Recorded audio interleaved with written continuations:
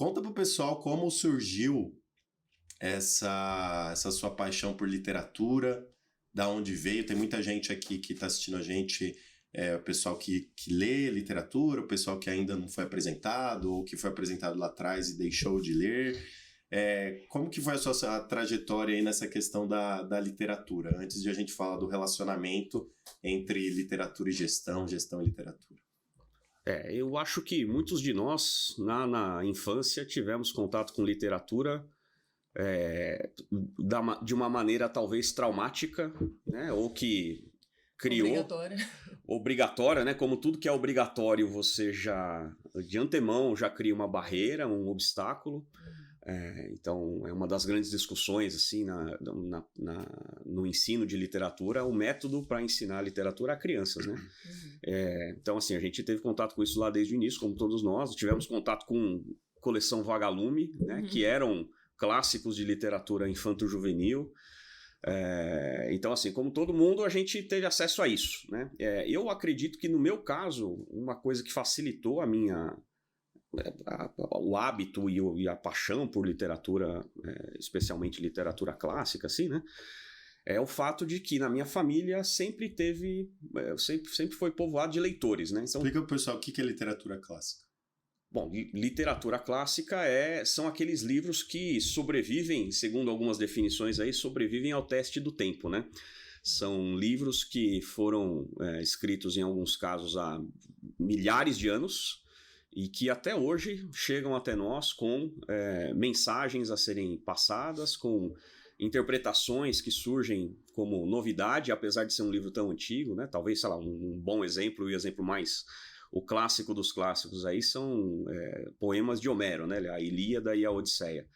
Livros escritos há 3.000 anos e que até hoje são estudados, são abordados, são interpretados, são encenados... Sim. Encenados e ensinados, né? E ainda hoje tem mensagens a passar, né? Uma das definições lá que o Ítalo Calvino faz sobre literatura clássica, tem um livro ótimo, né? Primeira dica aí de leitura para quem não está habituado a isso, Ítalo Calvino tem um livro chamado Por que Ler os Clássicos? E aí é uma coleção de textos curtos, né? Isso é uma coisa que também facilita em alguns livros, né? Você lê coletânea, Cortes, né? Coletânea de contos, exatamente. Tá na moda. Boa. Cortes de livro. São o prenúncio dos cortes, né? Só que esse é feito o contrário. Ele primeiro faz os cortes e depois junta, né? Hoje a gente faz o contrário. Mas a ideia é a mesma, né? Você lê histórias mais curtas. E uma das definições que ele tem lá é que um clássico é um livro que nunca terminou de dizer o que ele tinha para dizer. Então, quer dizer, até hoje, quando você lê a Ilíada, você encontra ali lições sobre o orgulho, né? Sobre a soberba, sobre lealdade, sobre lealdade ao rei, lealdade aos parceiros de exército, né? Então, o que você está trazendo é que os clássicos talvez abordem questões que nunca saem de moda no sentido do sentimento humano, de percepções humanas. Ah, sem dúvida, né? Você consegue tirar dali as ideias que a gente aplica, né, tanto na nossa vida pessoal quanto na vida corporativa. São formadores, né? Por exemplo, a Ilíada e a Odisseia são livros que talvez seja um exagero dizer isso, a comparação meio pobre, mas eram apostilas, né? Eram livros que eram usados para educar crianças. Era talvez uma comparação mais provável aí é comparar ele com a Bíblia. Sim. Né? Talvez fosse a Bíblia dos gregos, né? Uma vez que ele traz ali toda a lição de moral, de rituais que deveriam ser feitos. E eles eram usados, de fato, para educar crianças. As crianças decoravam trechos, longos trechos, em alguns casos até o poema inteiro.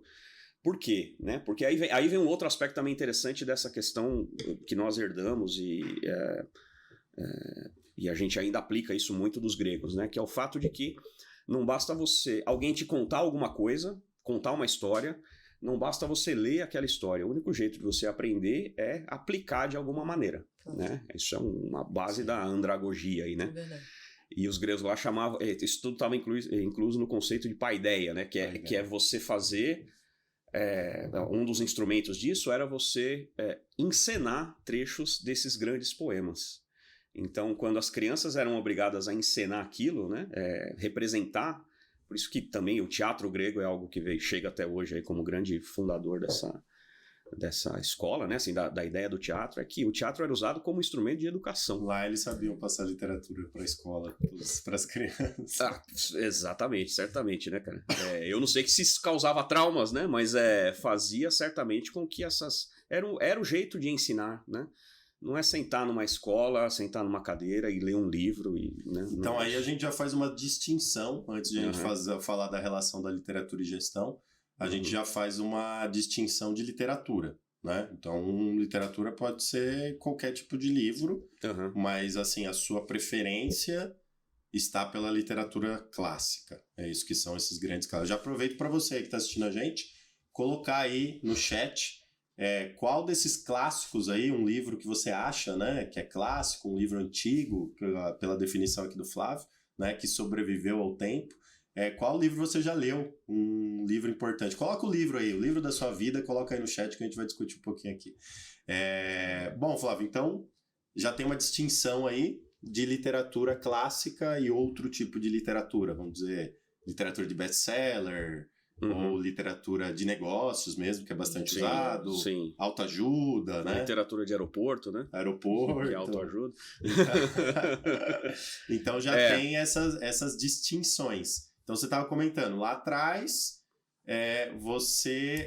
de que forma você foi apresentado a esses clássicos? Talvez o pessoal que está assistindo a gente, isso aconteceu comigo, a gente já discutiu sobre isso.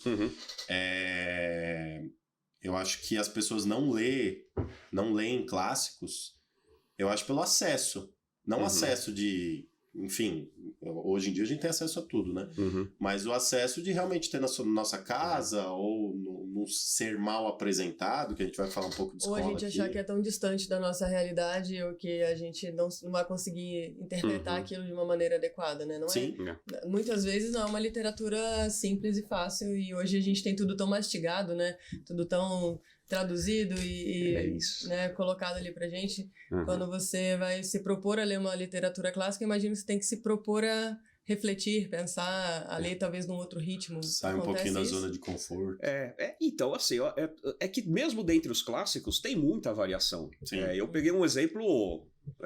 sei lá, Homérico. O extremo da erudição, o cara, né, de recitar Homero, né, cara, assim, pô...